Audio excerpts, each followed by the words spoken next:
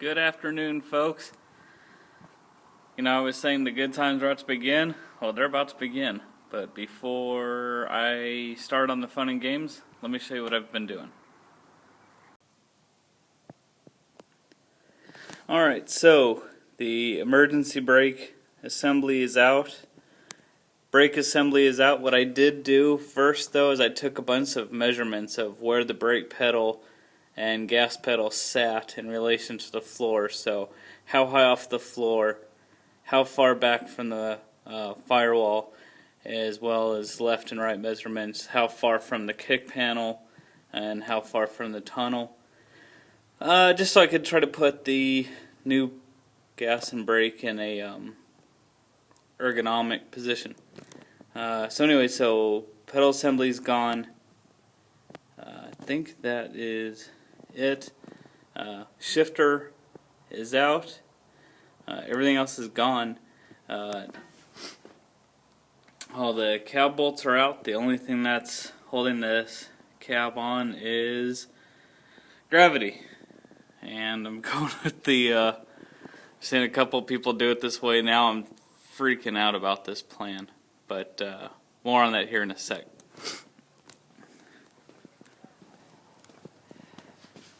So there you go. Master cylinder's out, booster's out. Everything is off the firewall.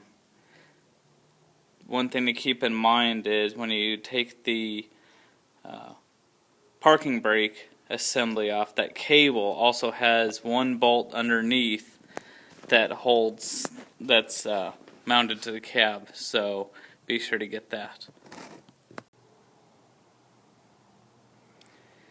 Like I said, everything else has been disconnected. I've been labeling all the holes in the firewall so I know it can be filled. In fact, pretty much almost all of them can be filled, but I'd rather label them and know for sure. Alright, so here's my grand plan. So, you see the jack in there, or the engine hoist in there. And rather than do a whole lot of lifting on it, what I want to do is, once I start lifting on it, get some good tension on it, I'm going to lower the frame down onto my my dollies, and then try to move the frame out and just leave the cab dangling there. We'll see how it goes. Wish me luck. Well, it worked. Actually, it went a lot better than I thought, but let me get this on some stands before it falls off. Whew. That was actually kind of fun. Scary, but fun. Anyways, huge, monumental task complete.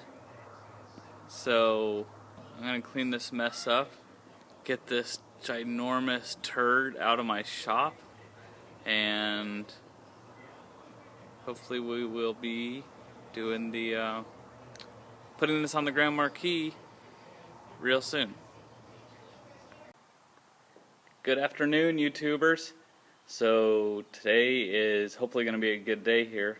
Let me show you what I'm about to do and update you on a couple other things. Okay, so today the Grand Marquis frame is about to get married to the F350 cab. A couple things I forgot to point out in a different video. So I did measurements before from the door and fender to the hub centerline, and I realized that kind of became worthless once I took those off. So from this here plumb bob down to hub centerline, 26.5 inches, and from the forward cab mount to axle centerline, 18.5 inches. So hopefully those will line up. Otherwise, Grand Marquis. So I've taken some of the harness back off, or pushed it back to clear where the cab's going to be sitting. Obviously, front cab mounts go there. Rear cab mounts that I'm going to have to fabricate, I think are going to be around here, but that seems awfully far. I'm not believing it, so we'll see. So, rear shock installed, courtesy of my shock mount now installed. Obviously this is just primered, but I just wanted to get it setting naturally. So that is that, and I would record putting these two together, but last time I did that, taking it off, my camera decided it wanted to look at the birds or something. So here we go. See you in a bit. And there you go. So obviously this is where I gotta do a lot of measuring, a lot of test fitting, cutting, fitting, but there you go.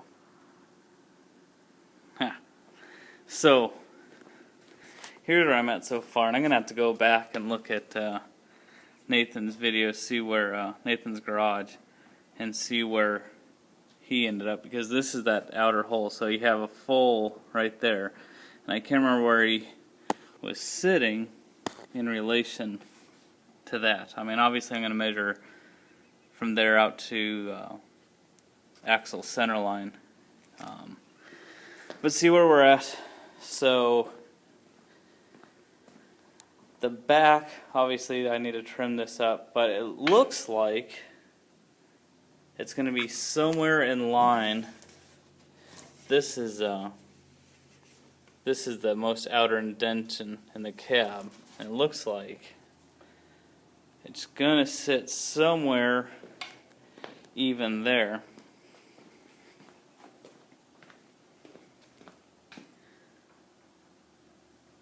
So, like I said, same thing.